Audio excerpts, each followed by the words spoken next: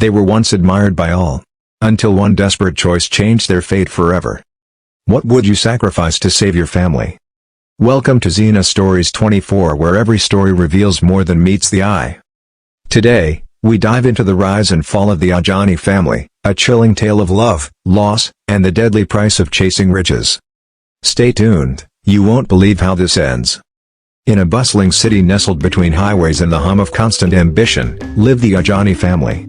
They were once the envy of their neighbors, a family of 6 with dignity, unity, and the kind of laughter that rang through the walls of their modest but comfortable home. Mr. Ajani, the father, was a man of integrity and diligence. He managed a small but thriving transport business that kept the family's needs well met. His wife, Mama Ajani, was a trader in fabrics, known in the city market for her fairness and soft voice that carried a weight of wisdom. Together, they raised 4 children: Tunji, the first son and eldest; Bisi, the smart and quiet one; Toby, full of mischief and curiosity; and Bola, the baby of the house, whose wide eyes saw the world as a place full of wonder. Life was sweet, and their days flowed with ease. The children attended good schools, never lacked their 3 meals a day, and occasionally enjoyed treats that many in their city could only dream of. They shared meals every evening, telling stories, teasing one another, and saying prayers together as night fell. Neighbors often said, if every home were like the Ajanis, peace would dance on every doorstep. But life, as it often does not stay one color forever. It began with a cough, a dry, persistent cough that came from Mr. Ajani one evening. At first, no one thought much of it. Perhaps it was the change in weather or the dust from the road he traveled daily. But the cough worsened, becoming accompanied by weakness, night sweats, and a strange glow in his eyes that worried his wife. When he could barely get up from bed one morning, they rushed him to the hospital. That was when the true weight of life began to press upon their shoulders. The doctors delivered news that struck like lightning. Mr. Ajani had developed a rare infection, one that would require immediate and expensive treatment. The family's savings barely covered the first tests, and the medicine needed was not one to be found in just any pharmacy. It came from far places, carried a high price, and demanded urgency. Without hesitation, Mama Ajani sold her fabric store. The children watched silently as their father's car was sold to a neighbor. The house that had once echoed with laughter began to grow quiet. The television disappeared. Furniture vanished one after the other. And the children, once proud in their pressed school uniforms, now walked barefoot to school or stayed home entirely. But their sacrifice was not in vain. After months of pain and prayer, Mr. Ajani recovered. His body grew strong again. His cough faded, and he returned home to his family. They gathered around him, tears streaming down their cheeks, thankful that he lived. Yet, when he opened his eyes and took in the humble room, now stripped of all comfort, a different pain settled on his heart. Though his life had been saved, their fortune had been buried in the process. Debt chased them like hounds. Friends who once dined with them now crossed the road to avoid their eyes. Landlords grew impatient, and soon the family was forced to leave the city behind. With nothing but clothes in bags and worn slippers on their feet, they returned to their ancestral village. The Ajani family arrived at the village like shadows of their former selves. Their heads were bowed, and their spirits weary. The villagers watched from behind trees and doorposts, murmuring amongst themselves. Is that not Mr. Ajani? He used to wear suits and drive a big car. Ah! Even the rich can fall. But the village offered what little it could. An old hut, once belonging to Mr. Ajani's late uncle, became their new home. The walls were cracked, and the roof leaked when it rained, but it was shelter. Life slowed. Meals became uncertain. Clothes were patched and repatched. And in all of this, young Tunji watched. He was 17 then, not yet a man by the eyes of the elders, but no longer a child in understanding. He watched his mother scoop a handful of gari to share among 4 hungry mouths. He saw his father's shoulders stoop lower each day, burdened with guilt. He heard Bisi sigh when the topic of Wyack came up. And it stirred something in him, a storm that would not settle. Tunji knew he had to act. He could not sit and watch his family waste away in silent suffering. He would carry the weight they could no longer hold. He would find a way to bring back the joy that once danced in their home. And thus began his journey into a world darker than he could ever imagine, a world where every gain had a cost, and every light cast a shadow. In the quiet village of Owapa, among the red clay paths and swaying palms, there stood a mansion that gleamed like a misplaced jewel. It belonged to Chief Adelicorn, a man wrapped in mystery, whose wealth could not be traced to any visible trade or toil, while other villagers tilled soil and sold goods in the market. Chief Adelicorn simply lived, yet flourished. His house was built with imported stone, his compound adorned with iron gates, and his clothes always scented with something foreign. But what made him even more peculiar was that he gave no alms. He did not sponsor burials, weddings, or help with school fees as other titled men did. His relatives feared him, his neighbors revered him, and none dared to ask the source of his fortune. Tunji had always noticed him. Every market day, the chief's convoy would pass, and Tunji would stop to watch. The way the chief carried himself, the silence of the guards that followed him, and the nods of respect he received, it all captivated him. To Tunji, Chief Adelicorn was not just wealthy. He was power personified. So, one hot afternoon, when hunger clung to his ribs and his mother sat sighing under the mango tree, Tunji made a decision. He walked up to the chief's gate. The security guard laughed when he first saw him. "You want to work here? Go and fetch firewood for your mother instead," he sneered. But Tunji stood his ground. He came back the next day, and the day after. Until finally, one morning, the great iron gates opened. Chief Adelicorn himself stepped out, his ogbata flowing like a river. "You again," the chief said, a hint of amusement in his voice. "Yes sir. I want to work. Any kind of work. I'm not afraid to sweat." The chief studied him. "What's your name, boy?" "Tunji Ajani." Ajani's son. The city people that came back with empty hands. Tunji lowered his eyes in shame. "Very well," the chief said. "You'll clean my compound. Come early. Leave late. Speak only when spoken to." And so began all of Tunji's time in Chief Adelicorn's house. For weeks, he swept the compound, cleaned the cars, and scrubbed floors until his palms blistered. But he never complained. He worked with a kind of focus only desperation could birth. The chief watched him quietly, amused by his persistence. One day, while Tunji was scrubbing the tires of the chief's SUV, a voice called out. "You're doing well," the chief said, stepping out onto the veranda. "Most boys your age are chasing girls or wasting time. But you have something else in your eyes." Tunji wiped his hands on his trousers and looked up. "Sir, I just want to help my family. We've suffered too much." The chief smiled, but it was a smile that didn't reach his eyes. "You admire me, don't you?" he asked. Tunji nodded. But one thing puzzled him, the chief never helped anyone. Not even his relatives. One day, Tunji summoned the courage to ask. "Chief, please sir. My sister's WIAC registration closes in 2 weeks. I beg you, can you pay me my salary in advance?" Chief Adelicorn stared coldly and replied. "It is forbidden in my world to make life too easy for people. If you make success look cheap, they'll think it comes by luck. Every success has its price." Tunji furrowed his brows. "What do you mean, sir?" "You're too young to understand life, Tunji. Just focus on your sweat." But Tunji could not let the words go. That night, he lay on the mat, staring at the roof, those words dancing in his mind. Every success has its price.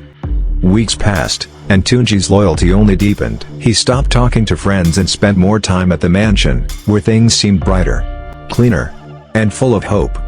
His siblings' faces grew thinner at home, and BC's dreams of sitting for WIAC faded with each passing day.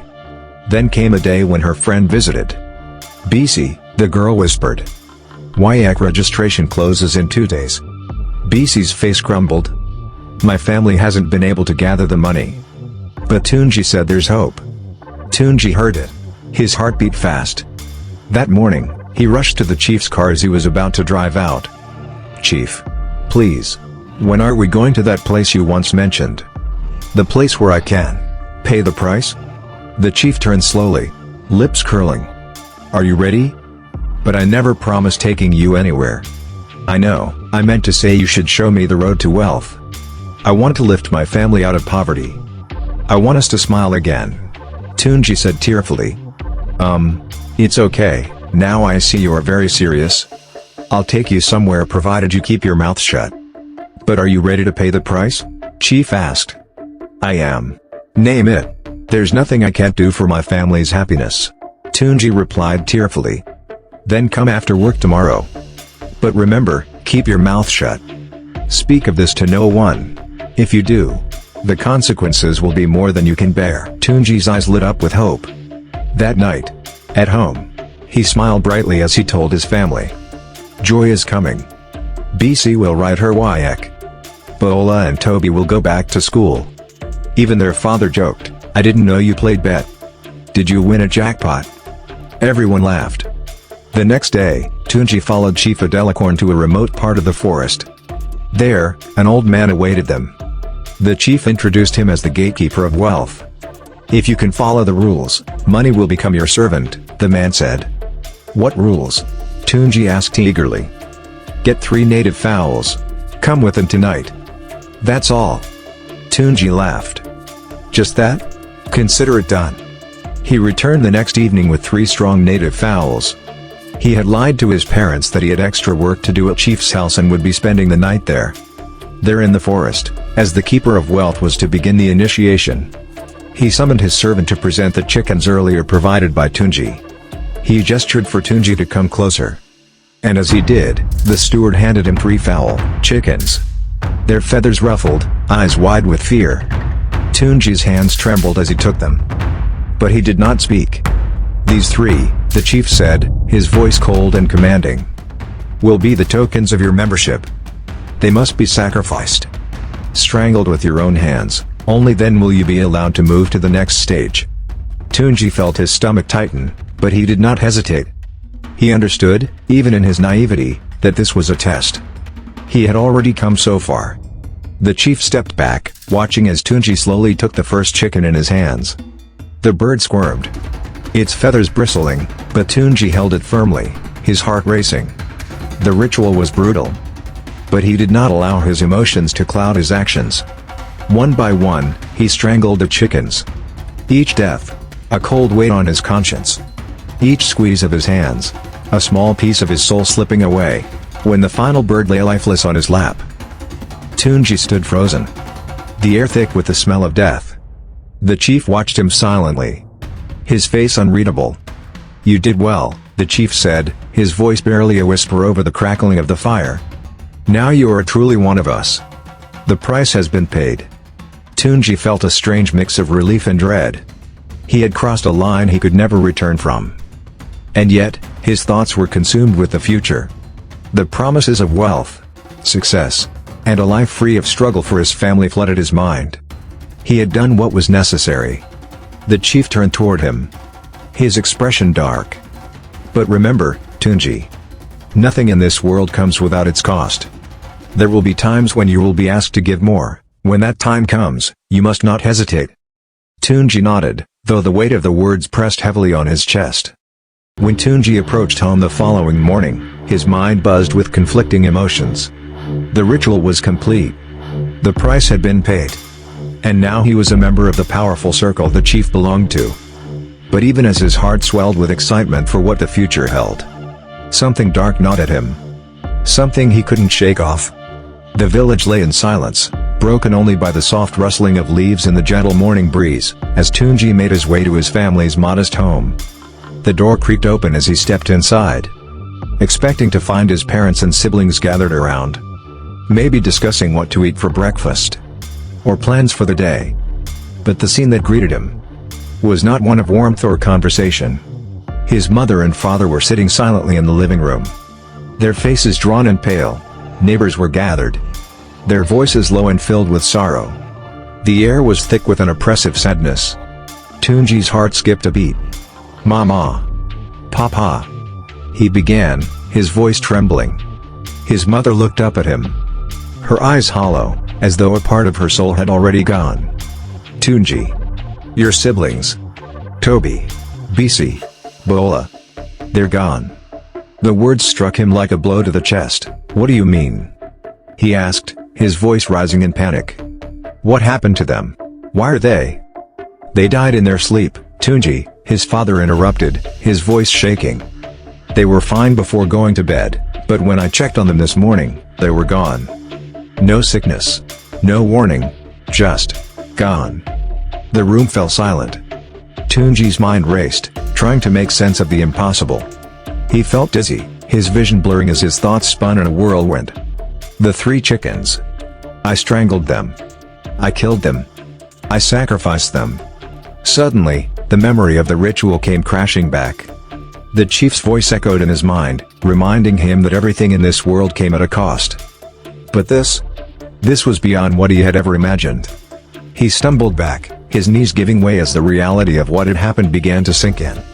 He could not speak. He could not even cry. His mind was frozen, unable to process the truth of the horrific cost of the wealth and success he had just been promised. How could this happen? His mother whispered, her voice broken. What curse has fallen upon us? Why did they have to go? Tunji couldn't bring himself to answer. His thoughts raced, but all he could think of was the ritual. The 3 chickens. The cold feeling in his hands as they struggled to breathe. The chief's smile, and the promise of wealth. Had the price really been the death of his siblings? He wept bitterly, unable to tell the truth. He remembered the chief's warning. Keep your mouth shut. Days turned into weeks. Weeks into months. Tunji's life changed. He built a new house. Bought a car. Sent money to his parents. Everyone praised his success. He told them the chief had willed him a portion of his wealth out of gratitude for his loyalty. But deep inside, guilt gnawed at him. Years passed. His parents were still puzzled. The villagers whispered. Some suspected foul play. But none could prove anything. Then, one day, Tunji began to fall ill. Strange dreams. Sleepless nights. Unbearable headaches. He returned to the occult group. The gatekeeper welcomed him. It's time to renew your strength. What does that mean? Tunji asked. You don't have to kill. Just bring a fluid. Your mother's. Either that or your father's life. Tunji staggered back. Wait. Make me understand something.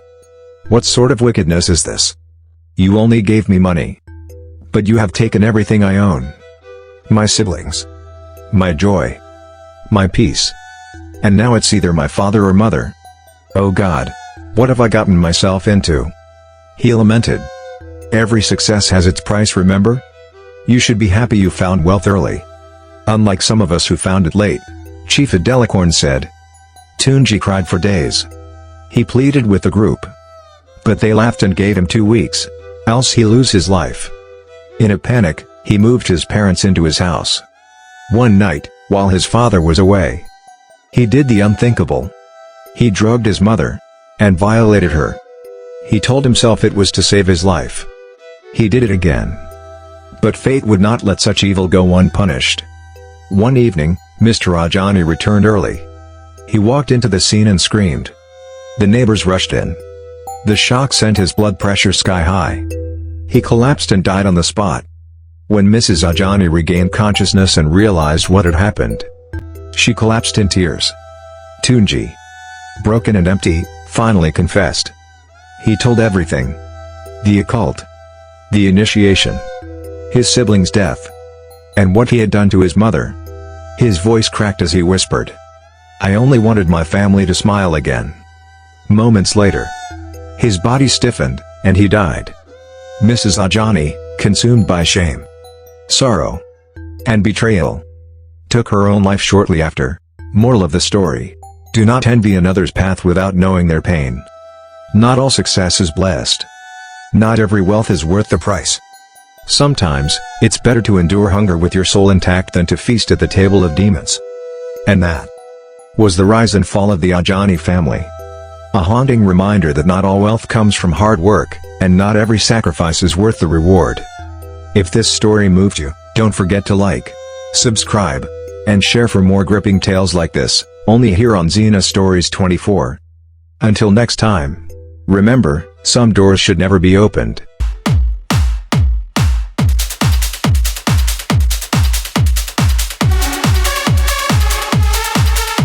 Senna, bringing you amazing life stories. Stay tuned.